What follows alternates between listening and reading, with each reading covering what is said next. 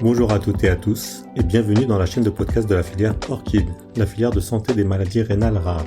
Cette nouvelle série de podcasts est dédiée au protocole de diagnostic et de soins sur le syndrome hémolytique et urémique, ou CHU.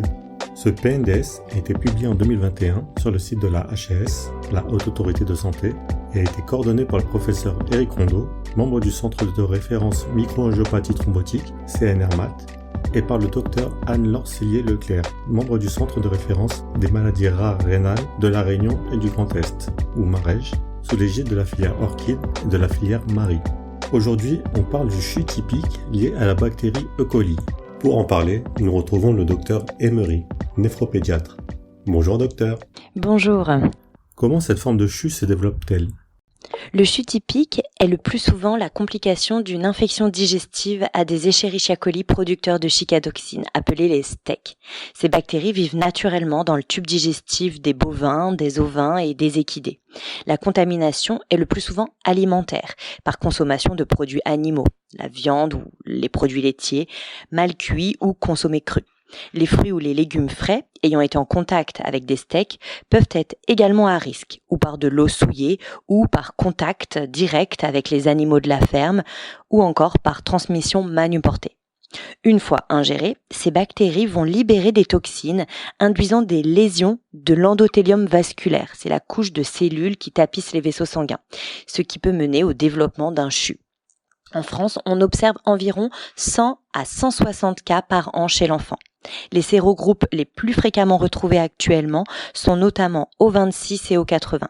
La maladie débute par une colite hémorragique avec des douleurs abdominales importantes et des diarrhées sanglantes dans environ 90% des cas, souvent sans fièvre marquée. Environ 3 à 9% des infections à STEC vont évoluer vers un CHU avec un risque plus élevé chez les jeunes enfants et lors d'épisodes épidémiques.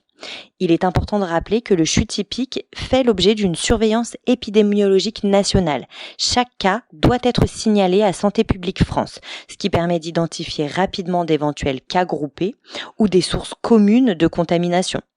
Et en parallèle, les prélèvements peuvent être adressés au Centre national de référence des Escherichia coli, basé à l'hôpital Robert Debré, qui joue un rôle clé dans la confirmation microbiologique, la caractérisation des souches et l'analyse des données épidémiologiques à l'échelle nationale.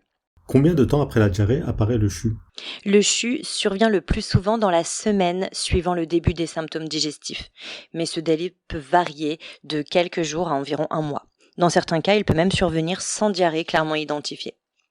L'installation, elle est souvent brutale, avec l'apparition d'une pâleur liée à l'anémie, d'une oligurie, voire d'une anurie, c'est-à-dire que l'enfant n'émet plus du tout d'urine, d'une hypertension artérielle et d'une altération de l'état général. Même si l'atteinte rénale est au premier plan, il s'agit d'une maladie systémique qui peut toucher d'autres organes. Par exemple, une atteinte neurologique survient dans environ 20% des cas. Les atteintes digestives sévères ou pancréatiques dans 5 à 15% des cas. Et les atteintes cardiaques restent plus rares, autour de 1 à 3%. Quels sont les pièges à éviter en termes de traitement ? C'est effectivement un point très important. Certains traitements peuvent aggraver l'évolution. Les antibiotiques bactéricides, en particulier les quinolones, sont fortement déconseillés car ils peuvent augmenter la libération des chigatoxines dans le sang. Les ralentisseurs du transit sont également contre-indiqués. Par ailleurs, en raison de la thrombopénie, il faut éviter les gestes invasifs non indispensables comme les injections intramusculaires. Docteur, comment se passe la prise en charge concrètement ?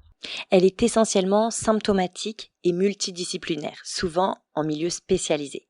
Plus de 50% des enfants nécessitent une épuration extrarénale, c'est-à-dire une dialyse temporaire.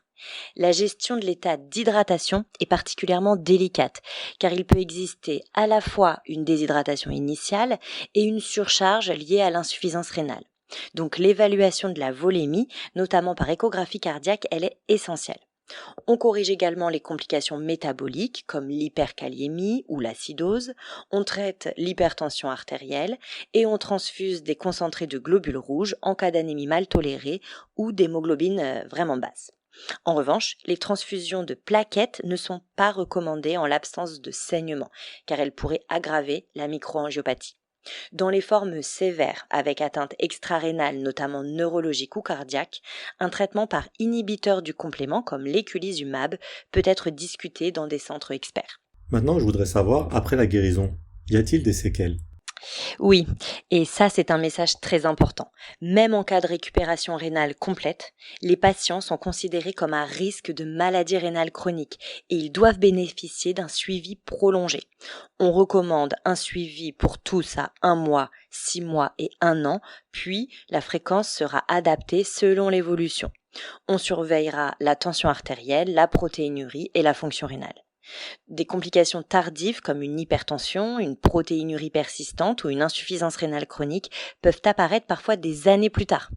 Et si le CHU a conduit à une insuffisance rénale terminale, on recherchera des variants génétiques de la voie alterne du complément, car ça peut changer la prise en charge pour une éventuelle greffe rénale. Nous arrivons bientôt à la fin de ce podcast. Un message pour les parents et les médecins généralistes? Oui. Toute diarrhée sanglante chez un enfant doit faire évoquer un risque de CHU, surtout si apparaît secondairement une fatigue importante ou une diminution des urines. Pour les médecins, il faut éviter les traitements inadaptés et adresser rapidement ces patients vers un centre hospitalier. Et pour les parents, surveillez l'état général de votre enfant, sa diurèse, parce qu'une baisse des urines après une gastro-entérite, c'est un signe d'alerte majeur qui doit conduire à consulter en urgence. Merci docteur. Au prochain épisode, nous parlerons de CHU atypique et d'une avancée thérapeutique remarquable.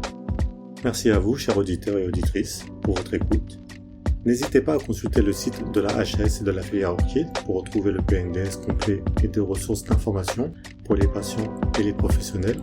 Prenez soin de vous et à très bientôt sur notre chaîne de podcast.